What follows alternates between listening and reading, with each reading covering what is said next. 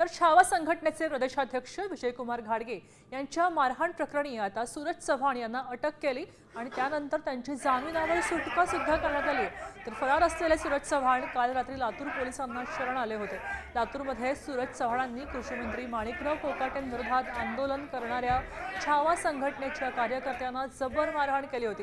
या प्रकरणी लातूरच्या विवेकानंद पोलीस ठाण्यामध्ये गुन्हा दाखल करण्यात आलाय। दरम्यान सूरज चव्हाण यांना जामीन मंजूर झाल्यावरूनच सामाजिक कार्यकर्त्या अंजली दमन यांनी सरकारवर जोरदार हल्लाबोल केलेला आहे।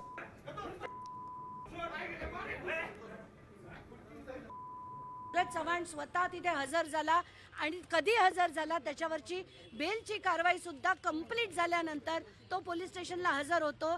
लाज वाटते मला की आपल्या उपमुख्यमंत्री पदाचे जे आपले अजित पवार आहेत त्यांचा माणूस त्याच्यावर सुद्धा तो सुद्धा फरार होतो आणि उपमुख्यमंत्री बघत असतात। गंमत चालली आहे महाराष्ट्रात आणि कायद्याची आणि सुव्यवस्थेची तर अगदी धिंडवडे उडवून ठेवले।